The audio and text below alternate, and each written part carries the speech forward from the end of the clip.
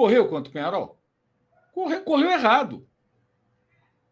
Contra uma defesa fechada, querendo resolver em 5 segundos cada jogada, quando é necessário o mínimo de paciência. Correu errado o tempo todo. Não é falta de correria, é correria demais. Não sei se o André concorda comigo, mas o que eu vi foi isso. Tipo, com a pressa para resolver. Batendo no muro pelo meio, Isso. sem abrir o Pulgar e o De La Cruz só tentavam passe por dentro. Aliás, até eu conversei com algumas pessoas do clube essa semana e eles constataram isso, admitiram isso. Internamente teve reunião e eles admitiram isso. Erramos muito. Por quê? Porque insistiu na jogada errada. Cara, defesa fechada é jogo de paciência. Tem que voltar na defesa, voltar no goleiro, inverte, roda e gira. Uma hora aparece a brecha e você tenta o gol. Correu, o time correu, cara. Esforço, o time teve esforço. Não é falta de empenho. Está na hora também do torcedor olhar para o jogo e achar que tudo é falta de empenho. Contra o Corinthians faltou empenho. Foi um time molenga. Negócio abjeto. Contra o Peñarol, não. O time correu, mas correu errado.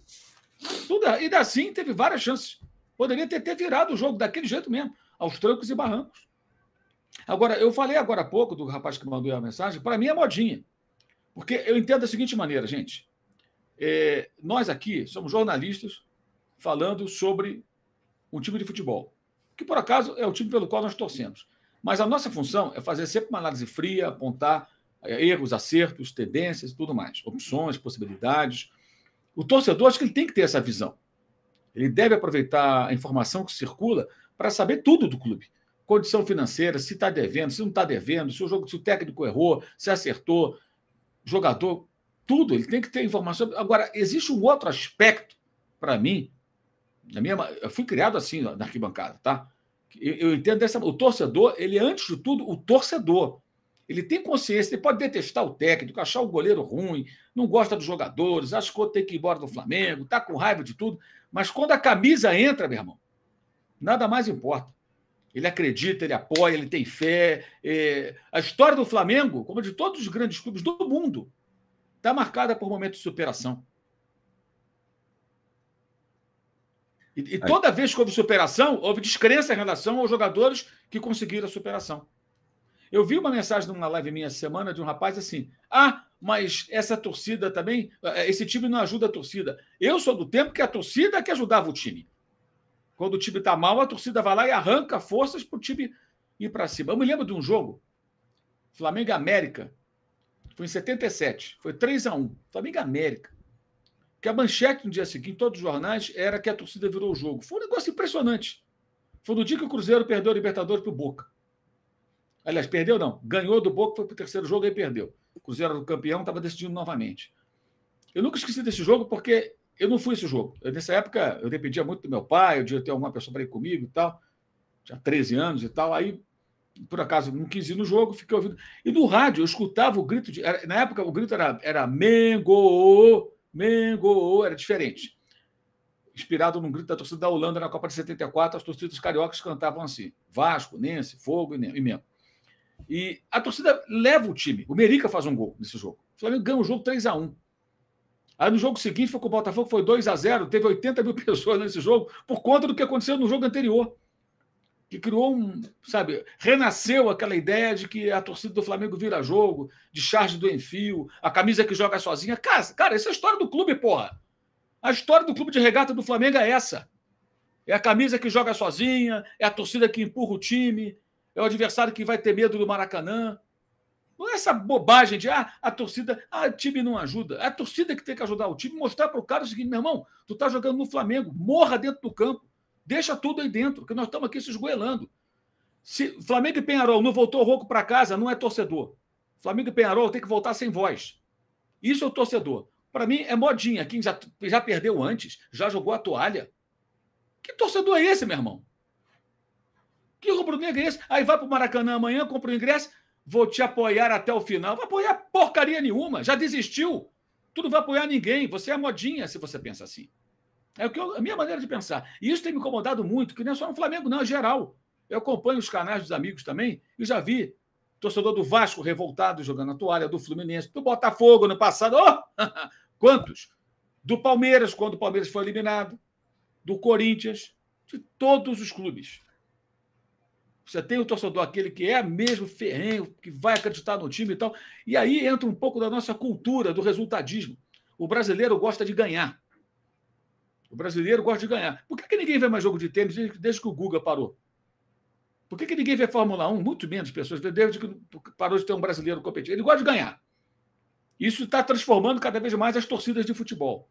E aí entra a filosofia dos argentinos, dos uruguaios, que é uma coisa que no Brasil existe para pouca gente, que é nas buenas e nas malas. Eu vi várias entrevistas de torcedores do Boca. Boca perdeu para o River em casa no sábado. Uhum. Aliás, o árbitro, valente, hein? O árbitro anulou um gol do Boca corretamente, após a intervenção do VAR, nos acréscimos. Era o gol do empate. O cara foi lá e anulou, na bomboneira. O cara anulou o gol. Esse é corajoso.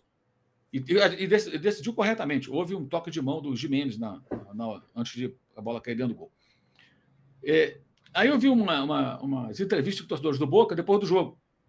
E vários, uns reclamando mais, uns menos, não sei o quê, reclamando da arbitragem, que é normal. Aí entrou uma menininha dos 10, 12 anos, no máximo, 10, 11, 12 anos, e ela falou exatamente isso. Foi o primeiro clássico dela, o primeiro super clássico dela e tal, mas que ela é torcedora do Boca nas buenas e nas malas. Ou seja, e nas malas muito mais, é o que eles falam. É nas buenas e nas malas muito mais. Eu acho que isso é a essência do futebol, gente. Você tem consciência que pode estar uma porcaria, você está de saco cheio, está com raiva do técnico, quer que ele vá embora, mas quando a camisa entra em campo, você acredita até o fim. Você torce, você se desespera. O gol do Petkovic é o quê em 2001?